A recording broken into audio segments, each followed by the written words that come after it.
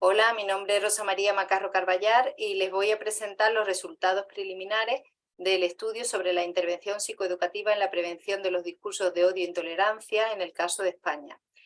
Es una investigación que estoy desarrollando como tesis doctoral dirigidas por las doctoras Rosario Cubero Pérez y Mercedes Cubero Pérez de la Universidad de Sevilla. Voy a estructurar mi intervención de forma que les explique de dónde parte esta investigación y hasta las conclusiones que se han extraído hasta el momento.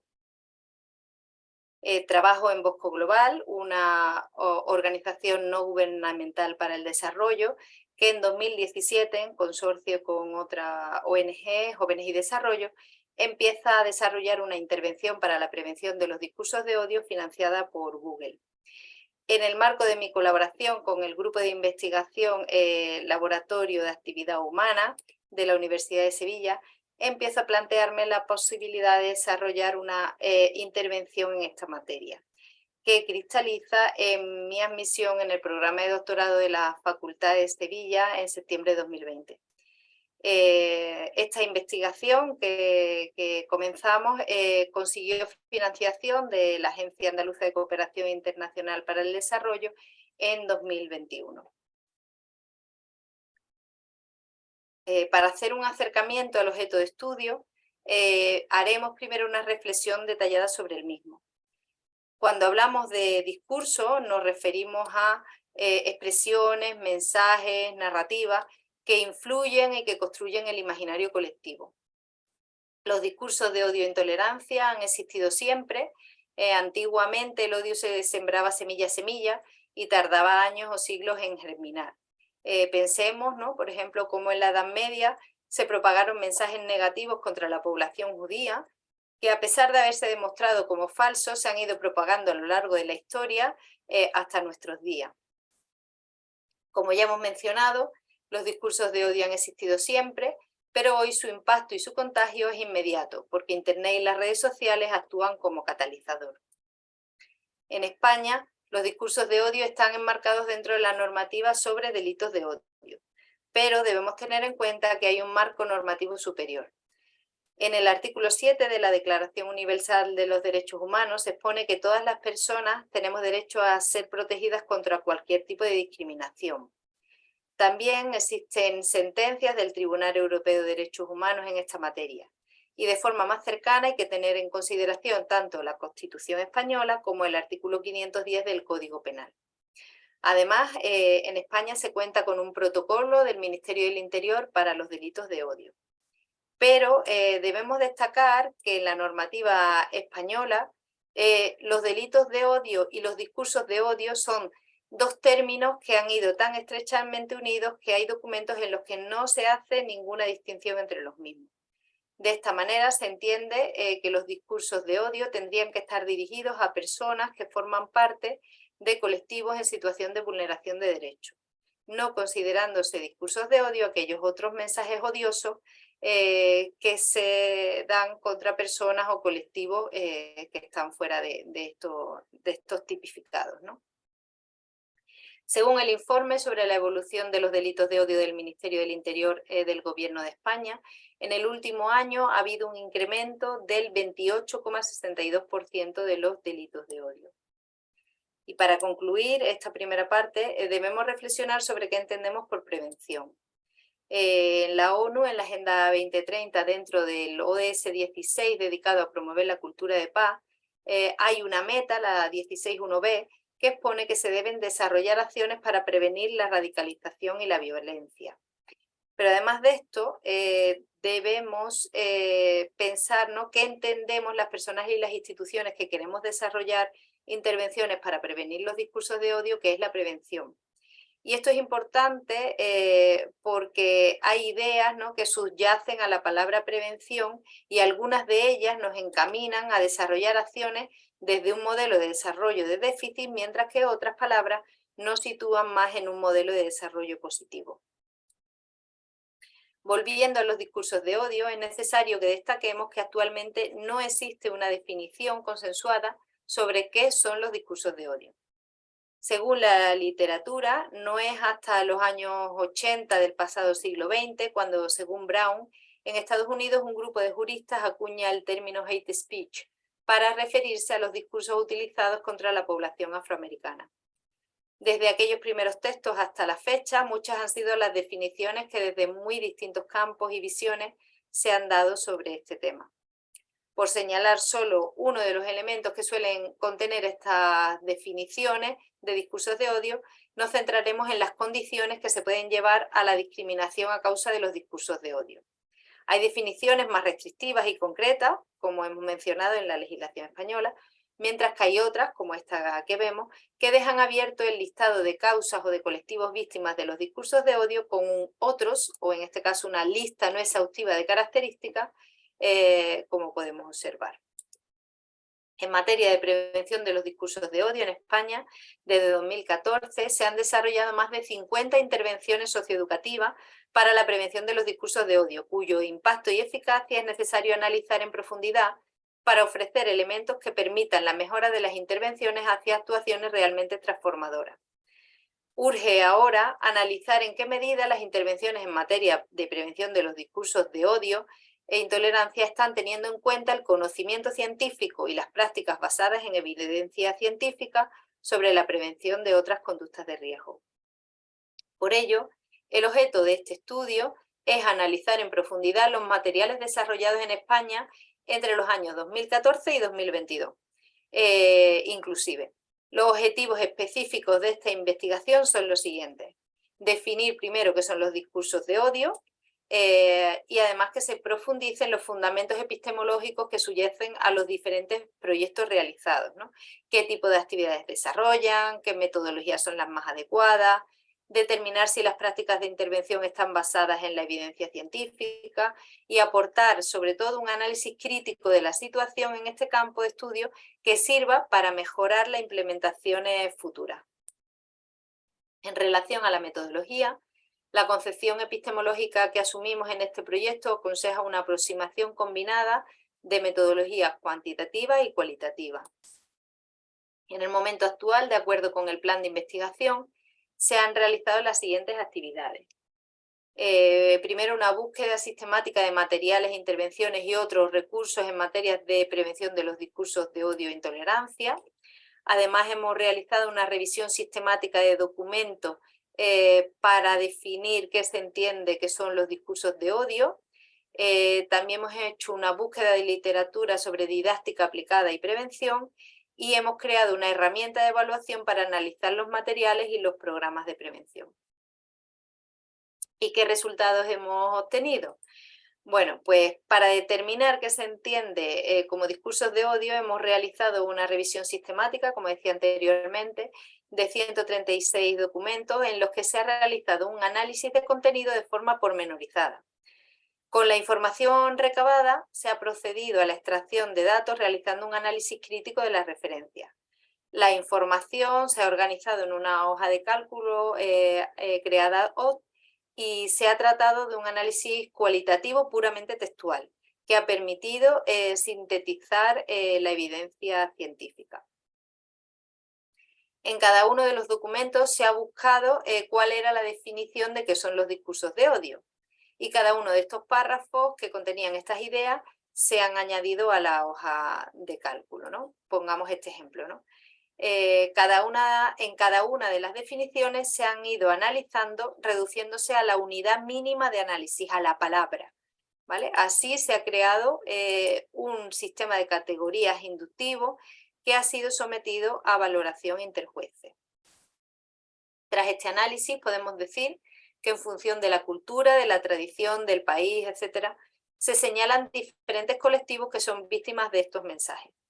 La investigación realizada nos ha permitido identificar hasta 50 tipos de condiciones que pueden llevar a la discriminación por causa de los discursos de odio.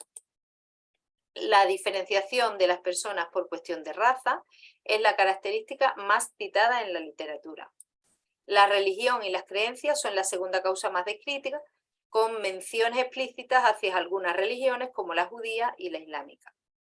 El tercer grupo corresponde a las vinculadas a la procedencia, a la etnia, a la nacionalidad, seguida de cuestiones relacionadas con el género, como la orientación sexual, la identidad sexual, ¿vale? A continuación aparecen condiciones relativas a la discapacidad, el color de piel, la xenofobia, la ideología política, la edad, la condición de persona migrante y el idioma o la lengua materna. Y en menor número aparecen términos, ¿no?, que tienen que ver con la cultura, la ocupación, la pertenencia al pueblo gitano y el estatus de persona refugiada, entre otras. También se considera que la situación familiar, el estado civil o el hecho de no tener hogar o el honor pueden ser condiciones que favorecen recibir discursos de odio.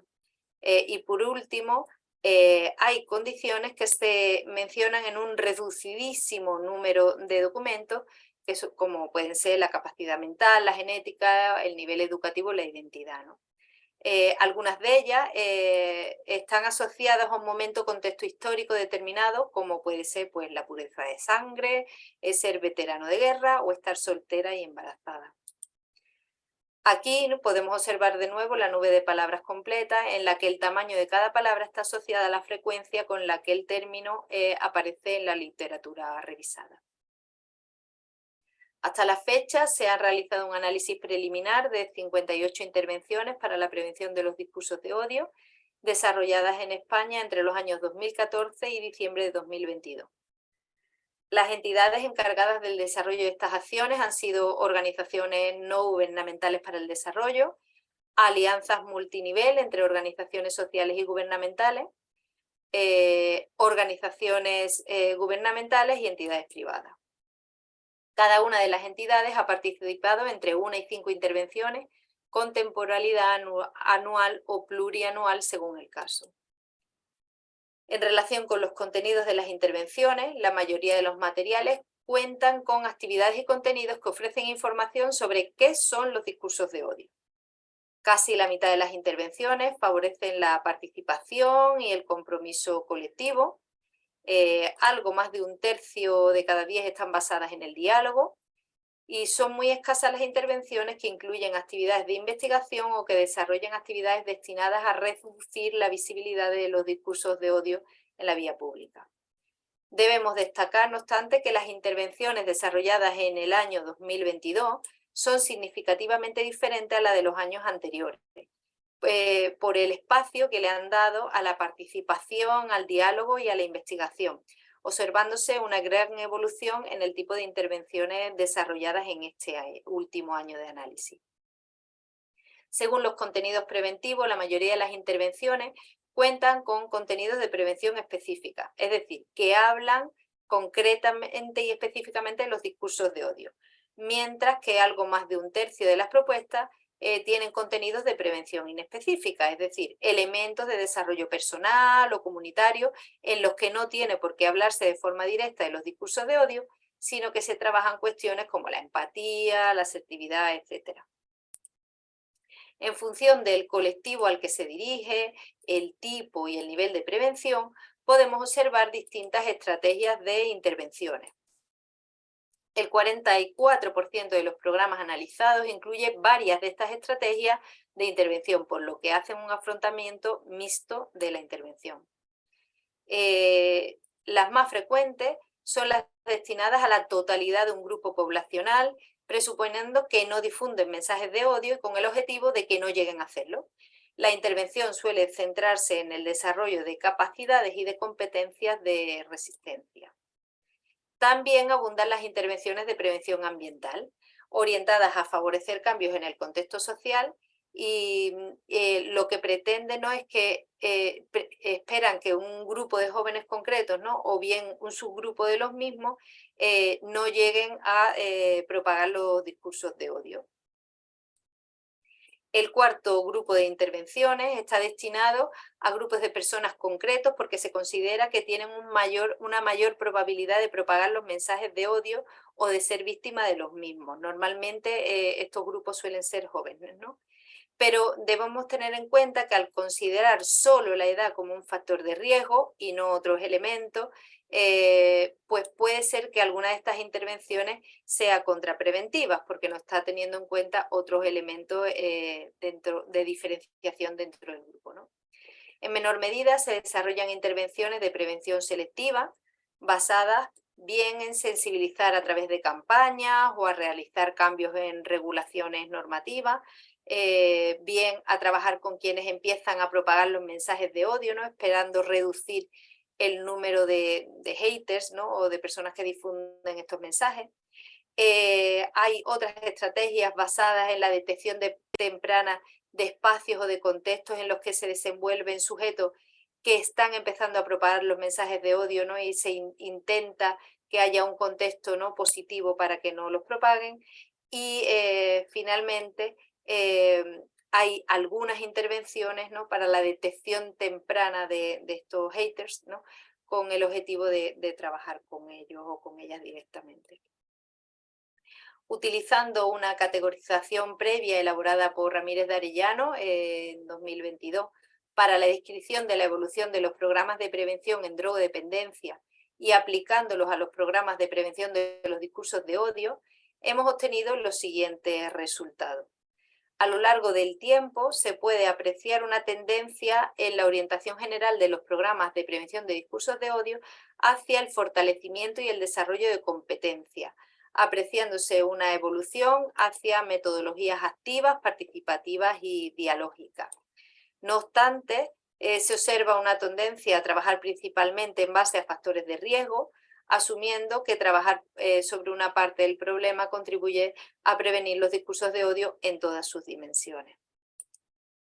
Entre las conclusiones, podemos decir que los discursos de odio son una construcción histórico-cultural, por lo que no pueden ser considerados ni universales ni atemporales.